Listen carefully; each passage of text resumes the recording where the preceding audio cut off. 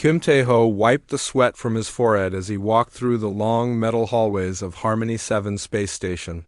His toolbox felt heavier today, and his back ached from fixing broken things all week.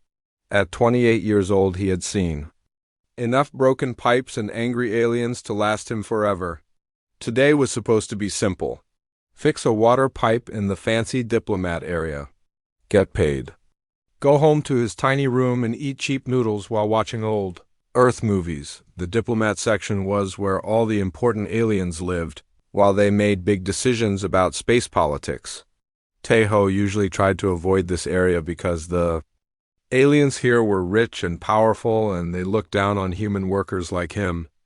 But a job was a job and he needed the money. The biggest rooms in the diplomat area belonged to the Valkyrie aliens.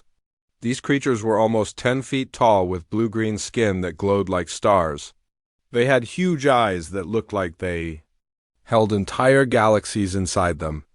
Most humans were scared of them because they seemed so mysterious and powerful.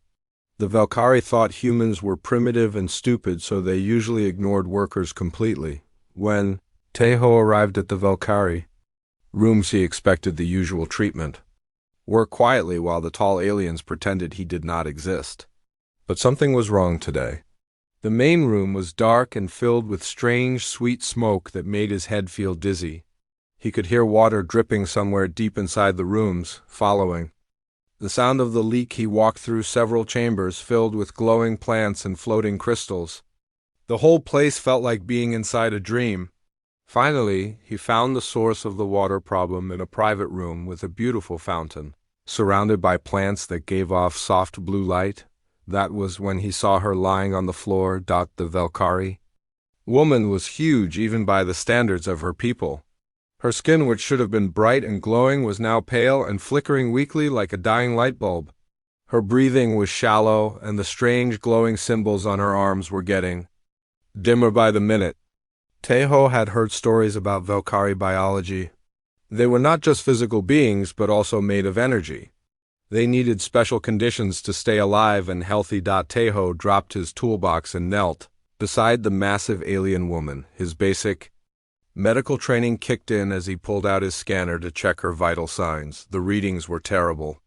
Her energy levels were critically low and her body temperature was dropping fast. The life support systems in this part of the station had been broken for days. That was why he was here to fix the pipes. But apparently other systems were failing too, and they were slowly killing the Valkyrie delegation without thinking about the consequences. Tae-ho started emergency first aid procedures. He used his portable oxygen unit to help her breathe better. His hands moved quickly as he adjusted the room controls and activated emergency protocols. He had no idea if any of this would work on an alien, but he had to try something. As he worked, the Valkyrie woman opened her massive star-filled eyes. They focused on him with an intensity that made his skin tingle. She whispered something in her native language. Her voice sounded like distant thunder rolling across mountains. Then she did something completely unexpected. She bit him. It was not an aggressive attack, but something deliberate and careful. Her sharp teeth pierced the skin of his wrist as her enormous hand closed around his arm with surprising gentleness.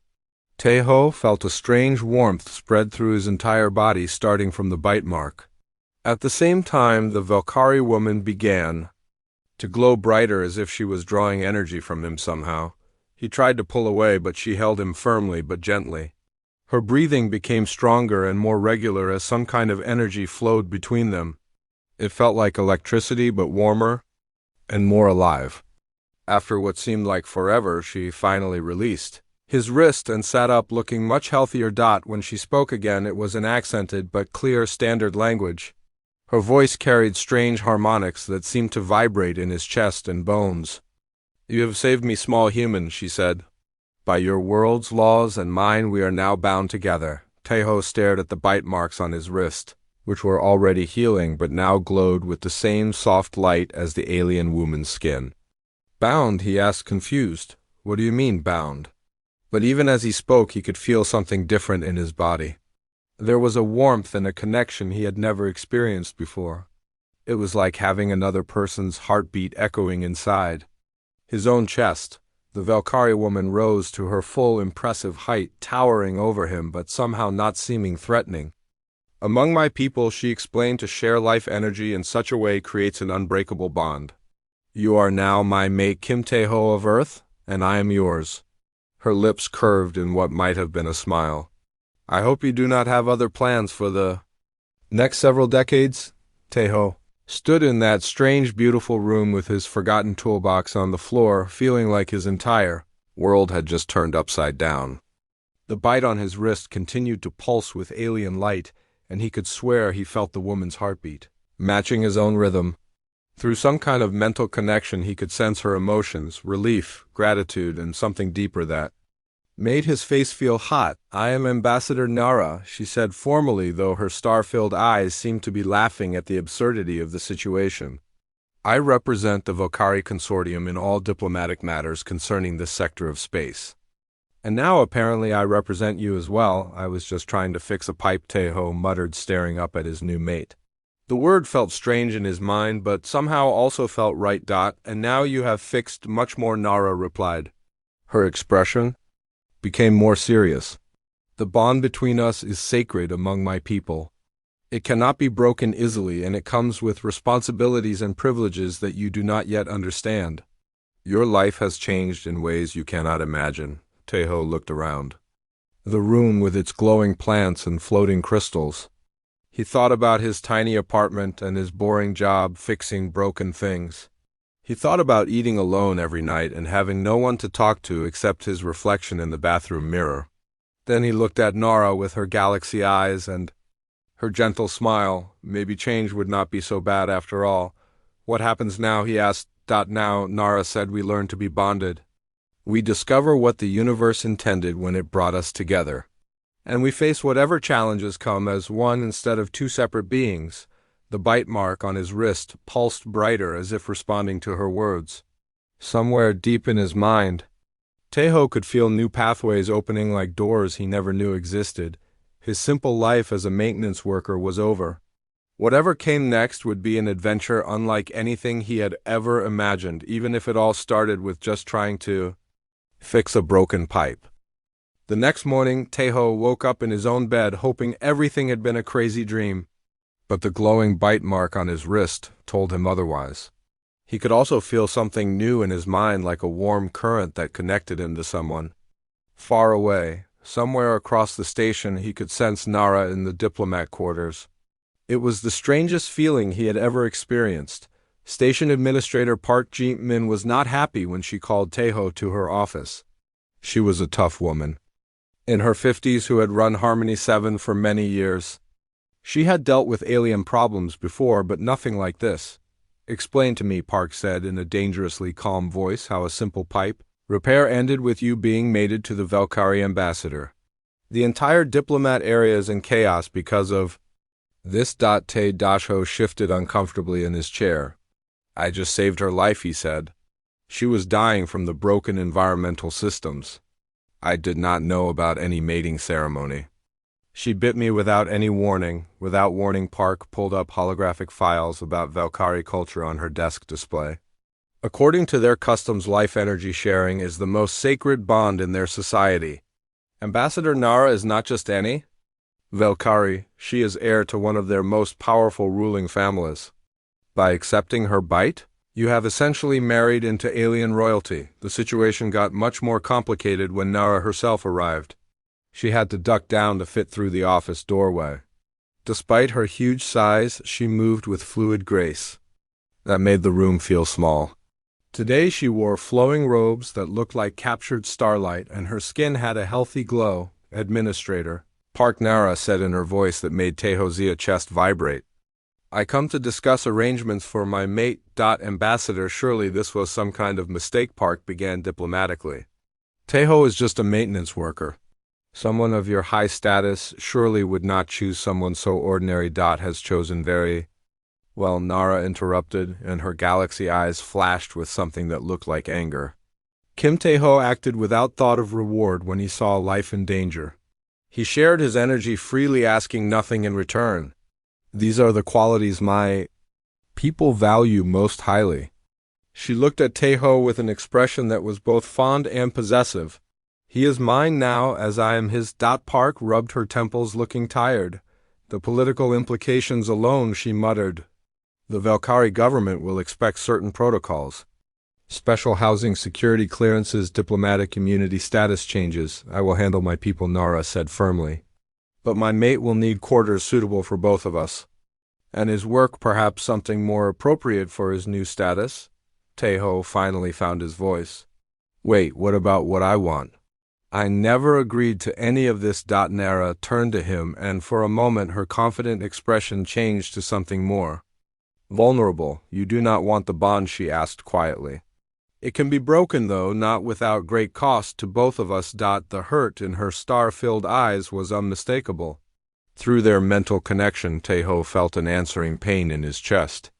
He could not tell if the emotions were his own or hers. I do not reject it, he said quickly. I just do not understand it. Yesterday I was fixing pipes.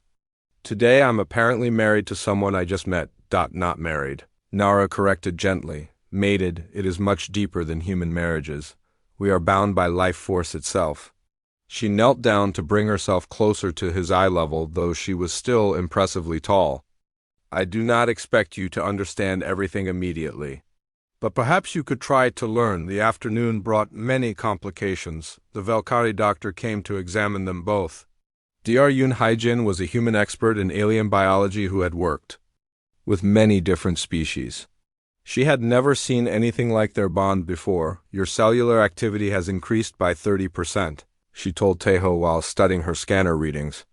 Your immune system is stronger, your reflexes are faster, even your eyesight seems improved.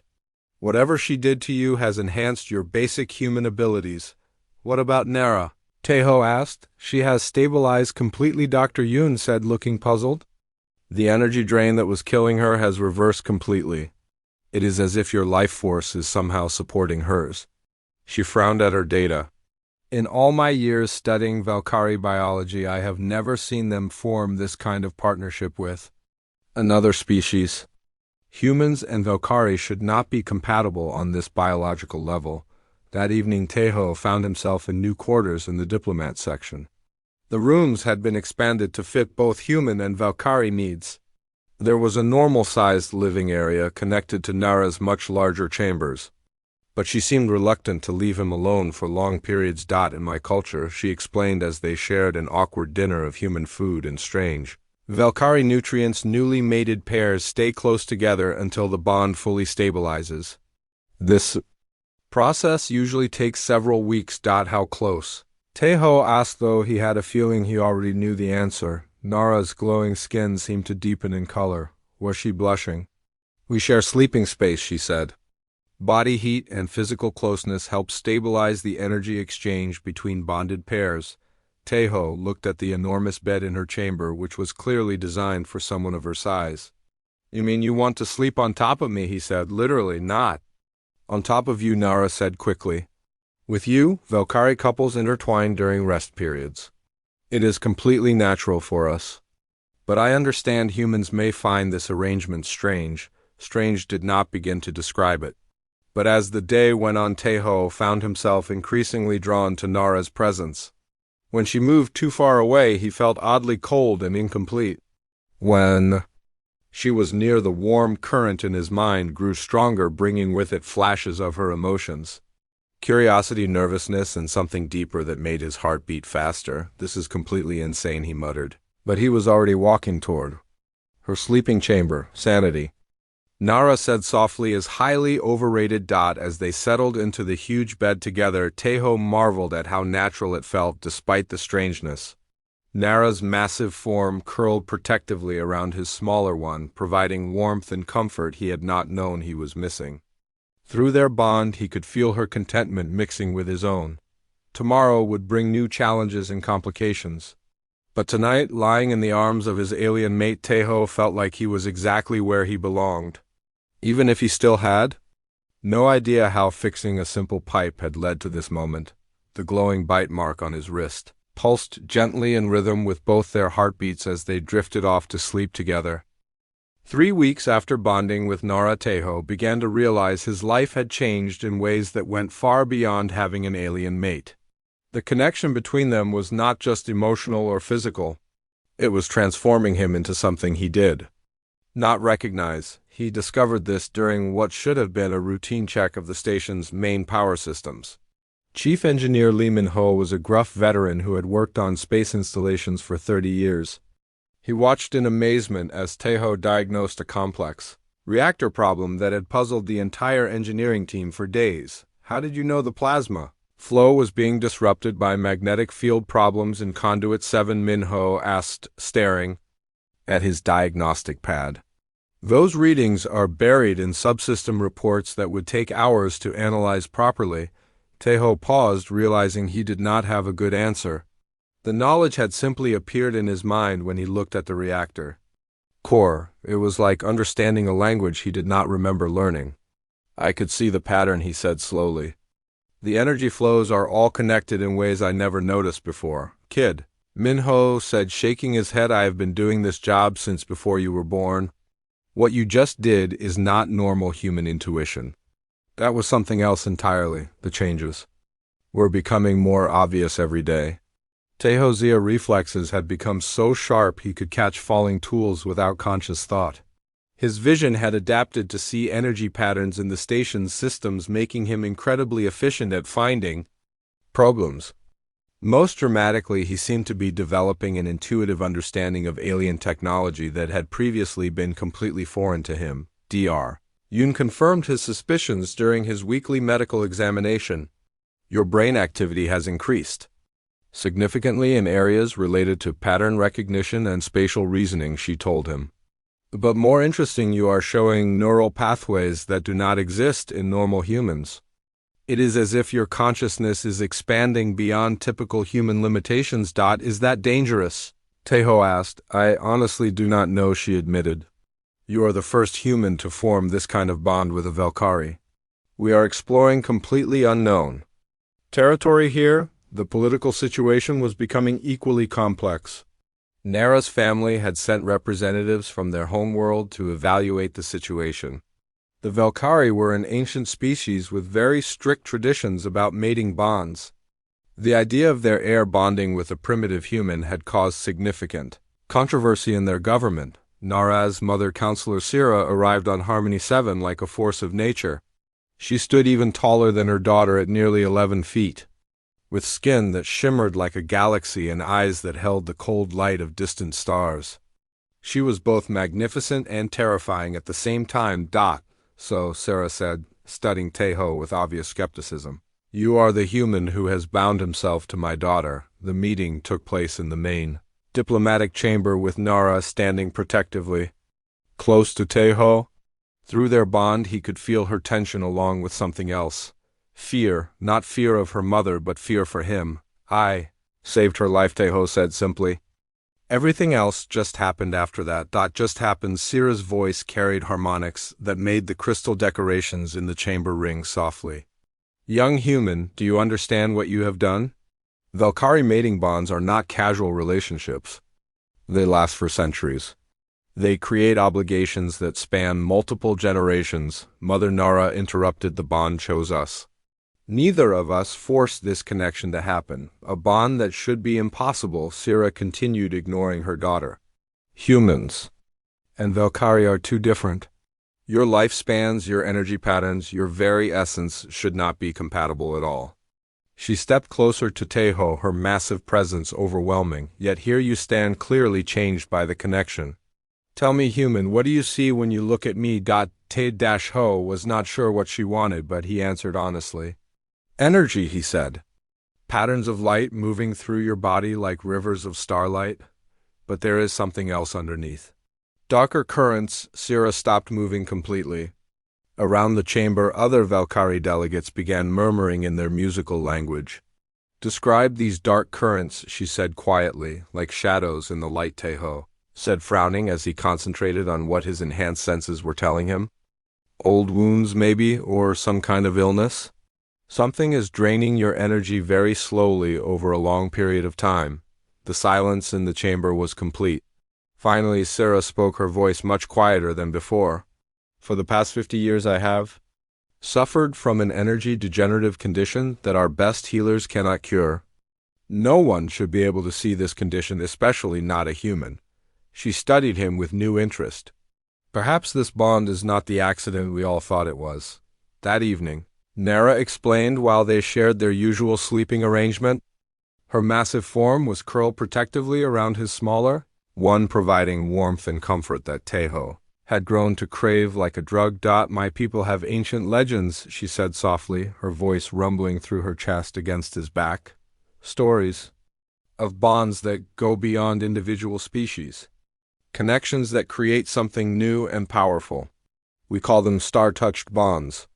Partnerships that the universe itself creates for purposes beyond our understanding. You think that is what this is? Teho asked. I think, Nara said, her arm tightening around him, that fixing that pipe was the least important thing that happened that day. As Teho drifted toward sleep, he could not shake the feeling that his life was heading toward something much larger than he had ever imagined. The bond with Nara was changing him in ways he did not fully understand.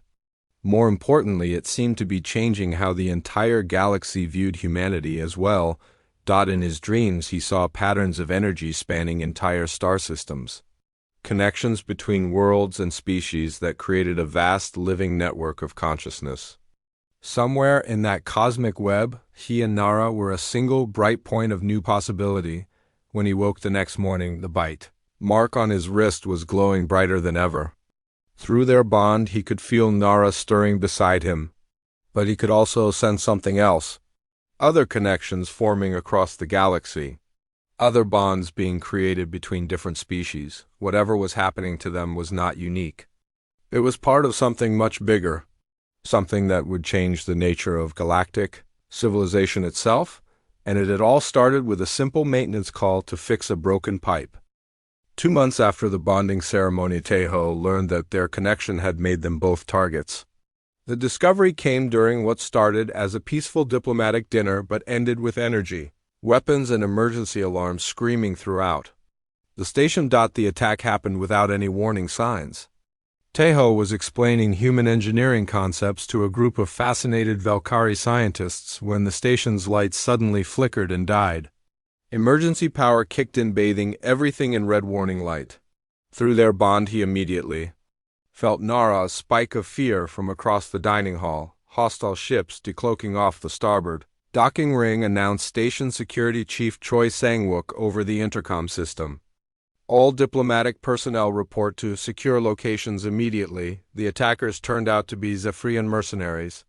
This species was known throughout the galaxy for their military skills and their hatred of interspecies cooperation. Their leader, General Crix, had a very specific target in mind: surrender. The abomination, his voice crackled through the station's communication system as his soldiers swept through the diplomatic quarters. The human-Valkyrie hybrid bond is an offense against the natural order of things. It will be terminated today. Teho and Nara found themselves trapped in the main conference room with a dozen other diplomats, including Counselor Sira. The Zephyrians had somehow disabled the station's defensive systems and were systematically hunting through each section looking for them.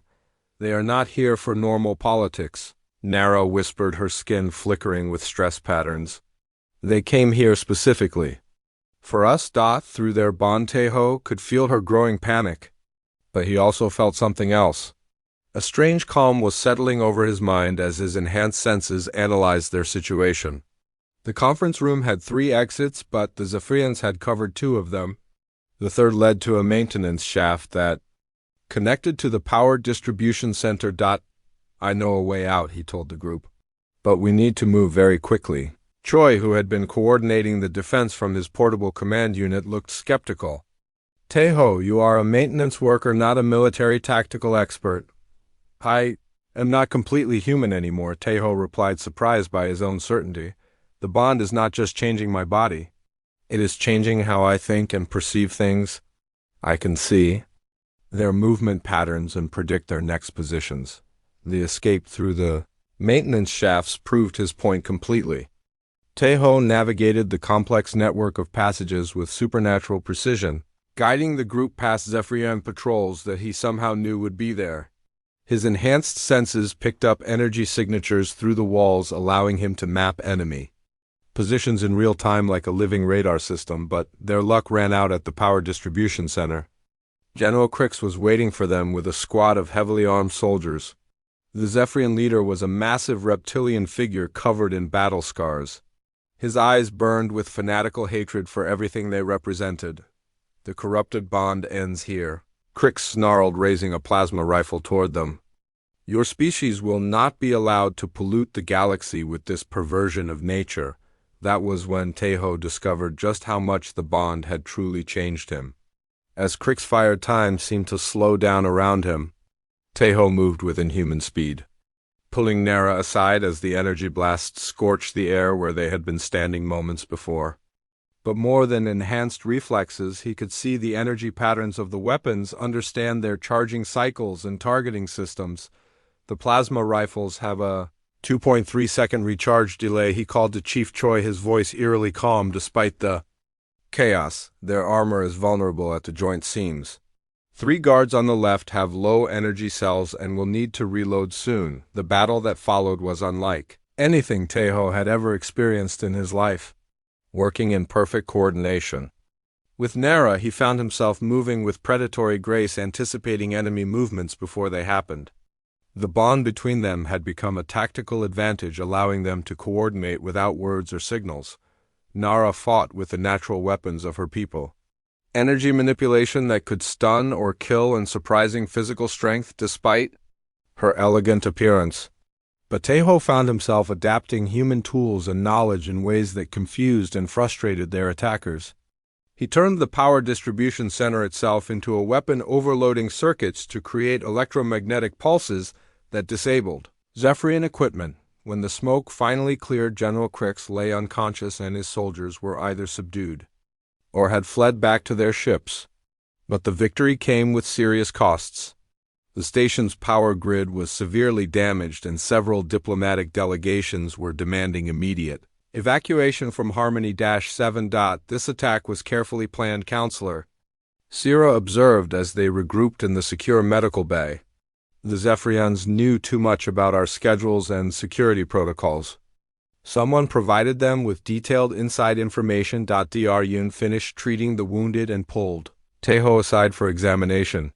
Your readings during the fight were completely off the charts, she told him. Heart rate, neural activity, muscle coordination. You are operating at levels that should be impossible for human physiology. I felt different during the battle, Tejo admitted. Like I could see everything happening before it actually happened. And my connection with Nara was so strong it felt like we shared the same thoughts and reflexes. The bond is continuing to evolve, Nara said, joining their conversation. Her skin still flickered with post-combat energy, making her look both beautiful and dangerous at the same time. In our ancient legends, Stardust pairs become something greater than either species could achieve alone. But the evolutionary process is dangerous. Not all who attempt this transformation survive it, Administrator. Park arrived looking exhausted and worried. The Galactic Council is calling for a full investigation, she reported. Half the diplomatic corps wants immediate transport off the station. The other half wants to study you two like laboratory specimens. Meanwhile, we have lost primary power and our defense grid needs complete reconstruction. The attacks will continue, Sierra said grimly. Word of your bond is spreading throughout the galaxy. There are political factions on dozens of worlds who see interspecies evolution as a direct threat to their power structures. My daughter and her mate have become symbols of change that many fear and want to destroy. As they worked through the night to restore basic station functions, Tejo found himself thinking about the larger implications. He was no longer just a maintenance worker who had accidentally bonded with an alien ambassador. He was becoming something entirely new, something that challenged the established order of galactic civilization itself, according to the Intercepted. Communications Chief Choi shared with them the Zephyrian attack was just the beginning. Word of the human-Valkyrie bond was spreading across known space, attracting attention from groups both hostile and curious. Some wanted to study them, others wanted to replicate the process, and many simply wanted them dead. We need to make a choice, Nara said as they prepared for sleep in their heavily guarded quarters. We can try to hide and minimize our impact, hoping the attention fades over time. Or we can embrace what we are becoming and face whatever challenges come next. Teho looked at his reflection in the darkened window, noting how his eyes now held flecks of the same starlight that filled Naras. The scared maintenance worker who had just wanted to fix a pipe and go home was gone forever. In his place was someone he did not fully recognize yet, but someone who was clearly meant for much greater things. I think the choice was made for us the moment you bit me, he said quietly. Now we just have to figure out how to survive whatever comes next. Through their bond, he felt Nara's agreement mixed with determination and love. Whatever dangers lay ahead, they would face them together as one unified being instead of two separate individuals. The universe had bigger plans for them than either had ever imagined.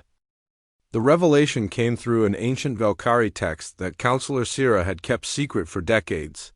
As attacks on interspecies cooperation spread across the galaxy, she finally decided to share what her people's oldest archives contained about the mysterious bonds forming between different alien races, the cosmic convergence. She explained, projecting holographic symbols that hurt Tehozia's eyes to look at directly. Our ancestors wrote of a time when the barriers between species would dissolve completely. A time when new forms of consciousness would emerge to guide the galaxy through a great transformation period. The meeting took place in the station's most secure conference room. Only essential people were present, including Teho Nara Administrator, Park Dr. Yoon, and Chief Choi. The past month had brought 3 more attacks from various anti-integration extremist groups, making it clear that their bond had become a flashpoint for galactic political tensions, according to this ancient prophecy. Sira continued, the first convergence pair would appear during a time of great conflict, a period when old alliances were crumbling and new threats emerged from the spaces between stars. They would be marked by enhanced abilities, shared consciousness, and the power to see connections that others could not perceive. Teho felt Nara's hand find his under the conference table. Through their bond, he could sense her mixture of awe and fear at her mother's revelations. You think we are this prophesied pair? He asked. I think Sira said carefully that you have begun a process that will either save galactic civilization or destroy it completely. There is no middle ground in this situation. The timing of her revelation could not have been worse. Intelligence reports were flooding in about a new threat emerging from the void sectors. These were regions of space so hostile and dangerous that no known species had ever successfully explored them. Something massive was coming from those dark reaches, and the established powers of the galaxy were completely unprepared to face it. Dr. Yoon had been studying Tehozia's continued transformation with growing fascination and concern. Your neural patterns now show quantum entanglement signatures, she reported to the group. Not just with Nara, but with the station's systems and energy patterns throughout local space. It is as if you are becoming a living network hub connecting multiple information streams. The implications were staggering and frightening. During the latest crisis involving Rigelian separatists taking hostages, Teho had somehow sensed the location of hidden explosives 3 decks away. He had guided security forces to them with pinpoint accuracy, saving dozens of lives. When pressed for an explanation, he could not provide one. I just knew, he told the increasingly worried administrators. The same way I know that the fusion reactor in Section C is running 0.3% too hot, or that there is a microfracture forming in the station's outer hull near Docking Bay.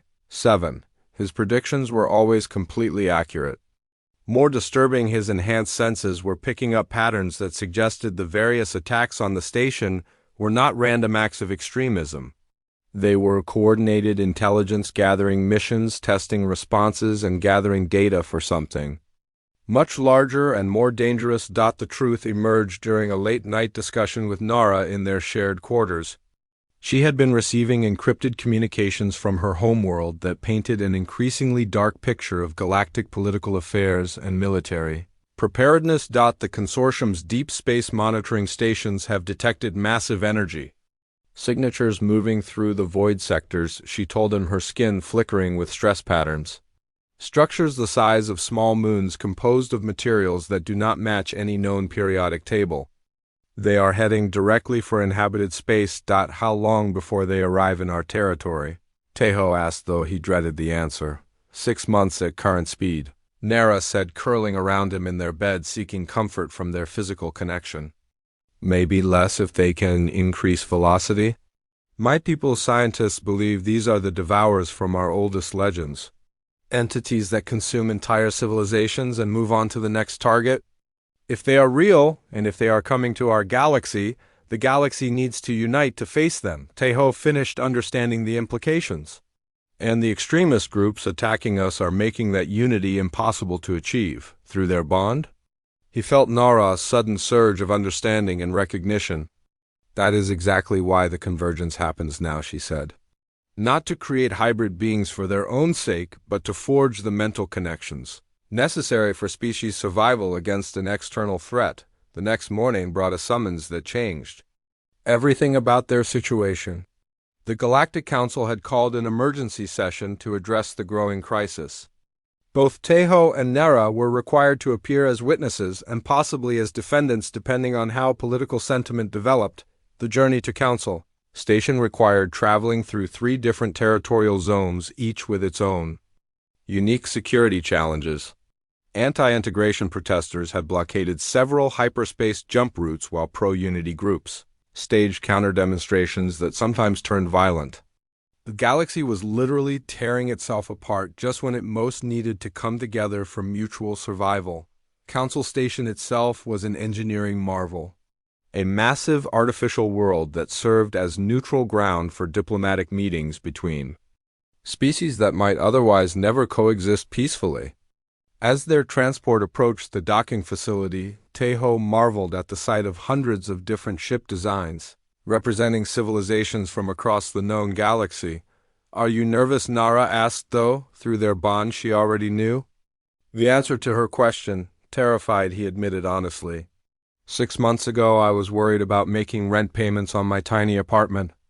Now I'm supposed to testify before the galactic government about the future of interspecies evolution and survival. You are not the same person you were 6 months ago, Nara reminded him gently. Neither am I, for that matter.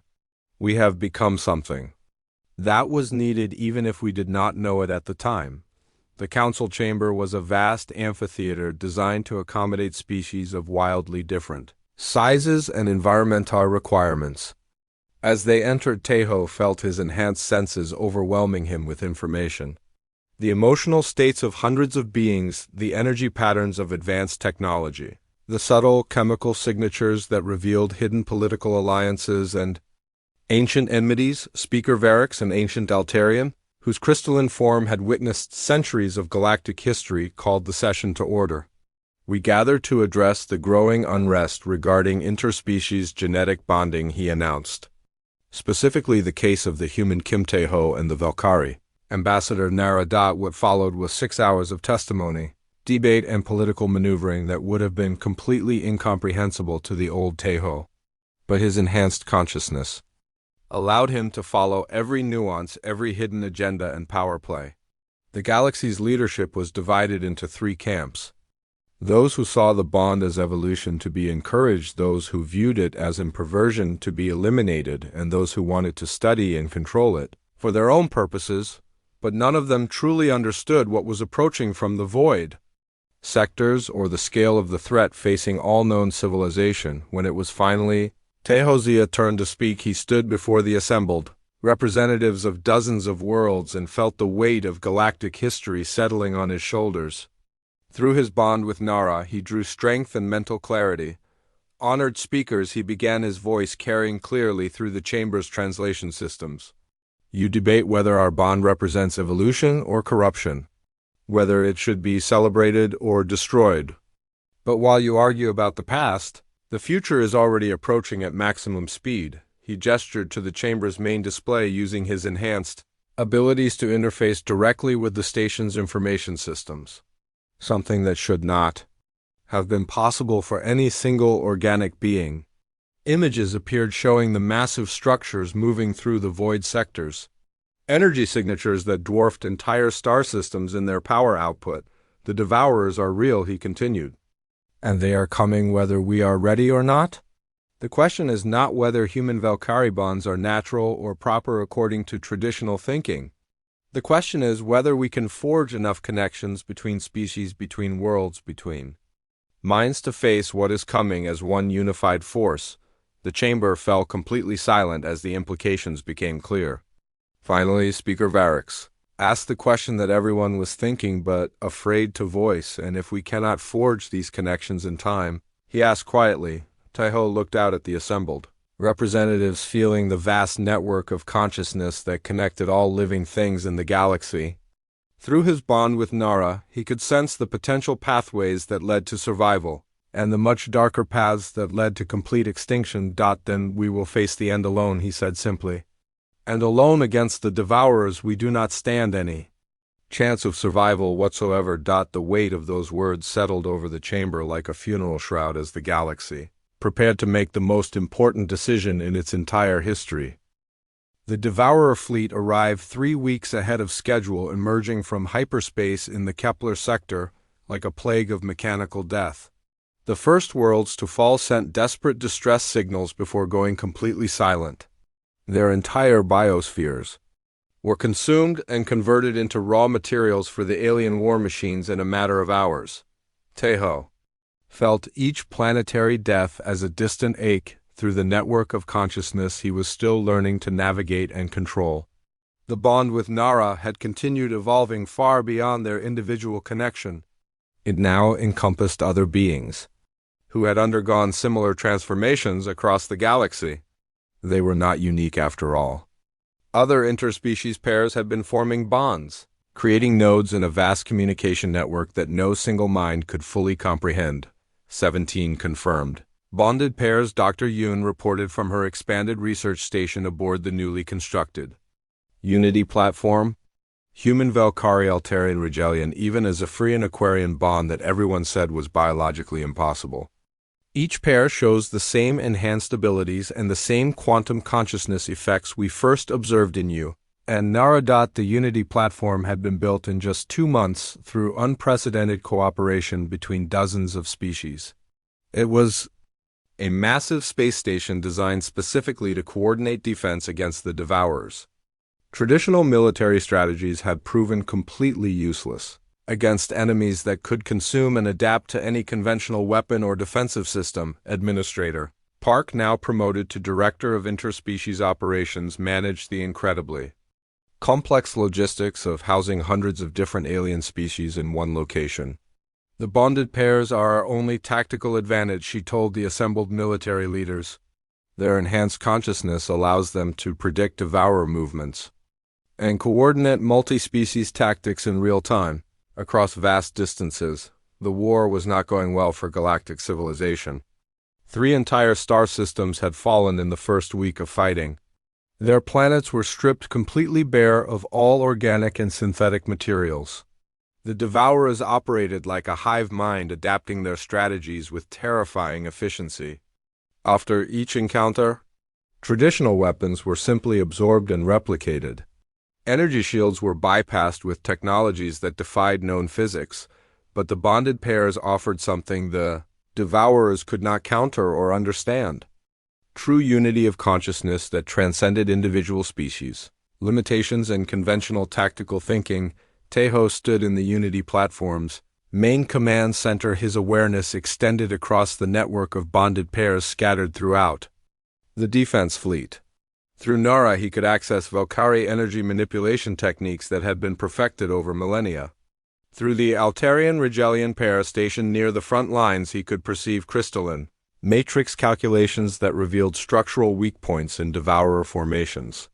The Zephyrian Aquarian bond provided tactical aggression perfectly balanced by aquatic fluid dynamics understanding. Devourer fleet approaching. Nexus 7 reported Commander Chun Wei-Ming. The human officer who had volunteered to coordinate with the bonded pairs, despite not understanding their abilities. 53 capital ships, each the size of a small moon, moving at maximum velocity. I can see them, Tejo said, his enhanced senses reaching across light years of space through quantum entanglement. They are not just ships. They are living machines that learn and adapt from every battle encounter. But they have one critical weakness. What weakness, Commander? Xion asked, leaning forward intently. They cannot understand true cooperation. Nara said, speaking in perfect synchronization with Tejo. As their consciousness merged temporarily, they consume and replicate, but they do not create genuine partnerships. Every Devourer unit operates as part of a single controlling intelligence through the network. Tejo felt the other bonded pairs reaching the same realization simultaneously. The 17 pairs began coordinating their enhanced abilities in ways that had never been attempted before in galactic history. Human intuition merged with Valkyrie energy control. Altarian mathematical precision combined with Rigelian tactical flexibility. Zephyrian warrior instincts flowed together with Aquarian adaptive strategies. The battle for Nexus 7 lasted 18 hours and redefined what was possible when different species worked in perfect harmony. The bonded pairs did not just coordinate the defense fleet. They became the defense fleet, sharing consciousness across hundreds of ships and thousands of crew members from dozens of different worlds. Tejo found himself simultaneously piloting fighter craft, calculating